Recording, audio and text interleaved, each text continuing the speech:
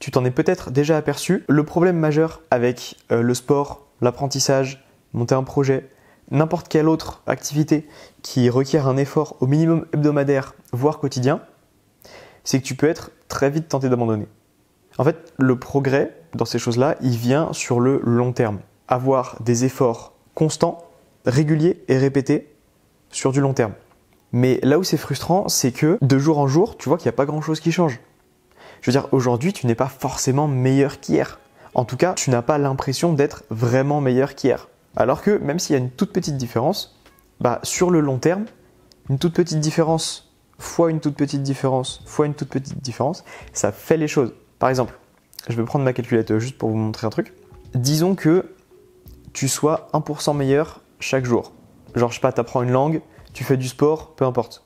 Tu es 1% meilleur chaque jour. Si on fait par exemple 1,01 puissance 365 sur un an, tu es 37,8 fois meilleur à la fin de l'année. En étant 1% meilleur chaque jour, en une année, tu es 37,8 fois meilleur. Je ne sais pas si tu arrives à saisir l'immensité du truc. 38 fois meilleur. On ne parle pas de 2 fois meilleur, 3 fois meilleur, 38 fois meilleur. Et tout ça juste en étant 1% meilleur chaque jour. Bref, ça c'était la petite aparté pour te montrer que le progrès, il arrive avec des efforts répétés qui peuvent paraître insignifiants, mais insignifiant, au final, ça finit par faire un gros truc. Tout ça pour dire qu'on peut être vite tenté d'abandonner si on ne voit pas de progrès de jour en jour. Et ça, c'est aussi le problème de notre société actuelle, c'est qu'on est basé sur de la gratification instantanée. Tu en as sûrement déjà entendu parler, il y a plein de vidéos qui parlent de ça sur les réseaux.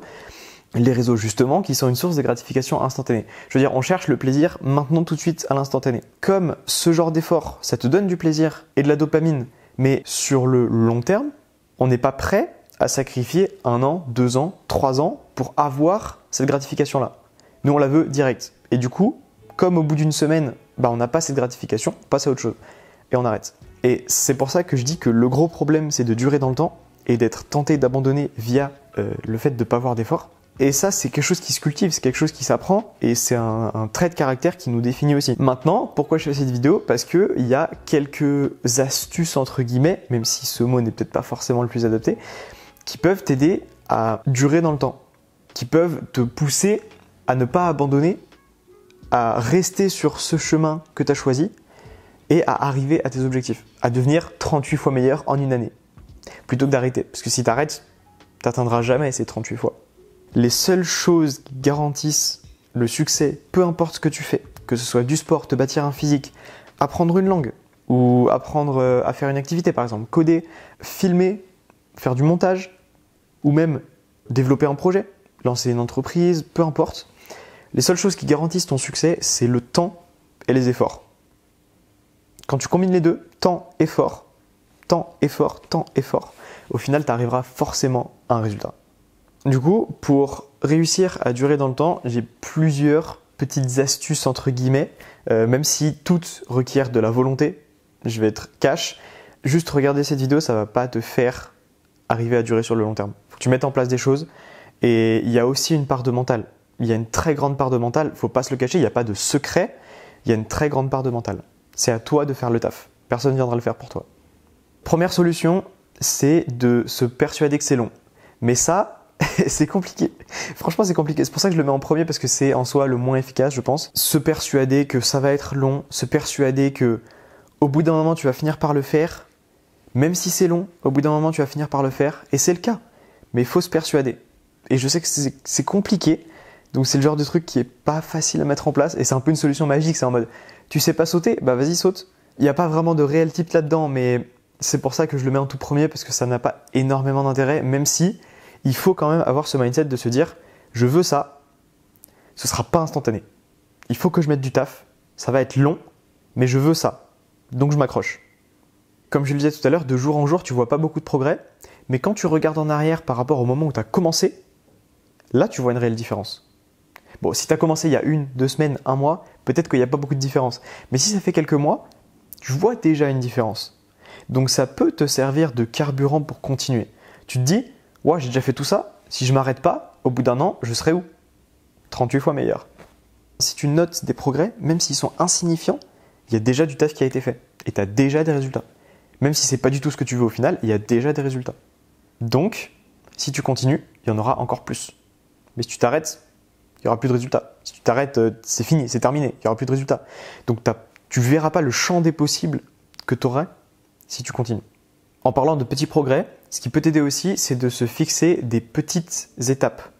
Au lieu de te dire, je vais apprendre une langue, tu te dis, je vais apprendre quelques verbes, je vais apprendre comment fonctionne cette structure de phrase. Ou même si tu veux te bâtir un physique, au lieu de te dire, je veux un physique et je vais me faire un physique, tu te dis, bah voilà, je vais peut-être commencer par prendre 1 kilo de muscle ou te dire, bah vas-y, je vais commencer par réussir à faire 5 tractions. Des tout petits trucs qui peuvent paraître un peu insignifiants face à ton gros objectif, mais qui, ajoutés un par un, au final, bah ça te fera un escalier jusqu'à ton objectif. Et mine de rien, quand tu fais ça, le chemin paraît aussi moins long. Et tes attentes sont moins élevées aussi. Je vais faire une analogie. Imagine que tu marches dans la forêt. Tu as 2 choix qui s'offrent à toi. Soit tu te concentres sur mettre un pied devant l'autre, et donc tu vois que tu fais des progrès parce que tu vois que tu mets un pied, tu vois que tu mets un deuxième, tu vois que tu remets un pied, donc tu sais que tu avances. Tu sais pas exactement où, mais tu sais que tu avances et que tu es sur la bonne voie. Ou alors te concentrer sur la fin du chemin. Mais si tu te concentres sur la fin du chemin, premièrement, ça va être démoralisant. Si tu mets un pied devant l'autre, tu t'en fous, tu vois pas le temps qu'il te faudra pour arriver à ton objectif.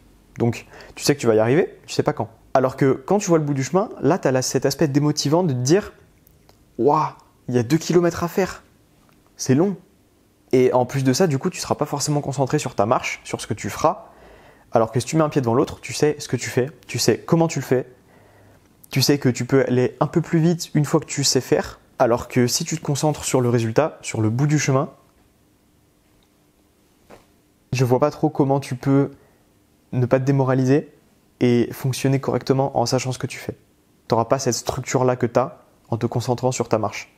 Enfin, ce qui aide le plus à durer dans le temps, et ça, malheureusement, c'est pas toujours le cas, on peut pas toujours l'avoir, mais c'est d'aimer ce que tu fais. Quand tu aimes ce que tu fais, t'as pas de raison d'arrêter de le faire. Même si t'as pas de résultat, t'aimes le faire, donc tu le fais. Donc sans que ça paraisse comme un effort pour toi, si t'aimes le faire, c'est pas un effort, même si ça ne paraît pas comme un effort, tu peux arriver à un gros résultat. Et ça, tu peux aussi le tourner un peu à ton avantage. Même si tu fais quelque chose, que tu dois faire quelque chose quotidiennement que t'aimes pas forcément faire, je te donne un exemple concret, imaginons que t'apprends une langue, t'as pas forcément envie de tous les jours faire des leçons, ça peut paraître un peu ennuyant pour toi, un peu répétitif, etc. Essaye de trouver une manière qui te donne du fun. Une manière qui te fait dire « Ah, j'aime bien. J'aime bien, c'est divertissant, c'est marrant, mais en même temps que tu apprennes. » Donc si tu arrives à trouver un moyen d'arriver à aimer ce que tu fais, même si ça paraît comme une charge pour toi, tu y arriveras forcément au bout. Et là, tu vas durer dans le temps parce que tu aimes la manière dont tu le fais. Tu n'aimes peut-être pas forcément exactement ce que tu fais, mais tu aimes la manière dont c'est fait. Et donc, tu vas le faire jour après jour, après jour, après jour.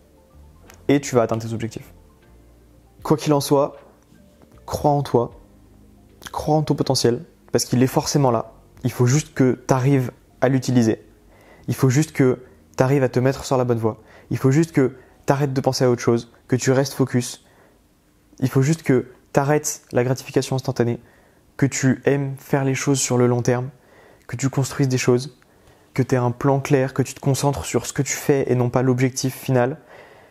Et là au moins, tu seras bien structuré, tu auras une bonne marche, tu auras ta lanterne, il n'y a rien qui pourra t'arrêter. C'est un format un peu différent de ce que je fais d'habitude. Là pour le coup c'était vraiment purement du mindset, purement du mental, mais ça s'applique autant au sport qu'à l'apprentissage, qu'à plein de trucs en fait. Vraiment ça s'applique à tout dans la vie. Parce que toutes les choses qui en valent la peine, ce n'est pas de la gratification instantanée. Vraiment. C'est un truc de fou. C'est un truc de fou. Et on a perdu l'art de le faire. Bref, moi je te dis, c'était Milo. À la prochaine.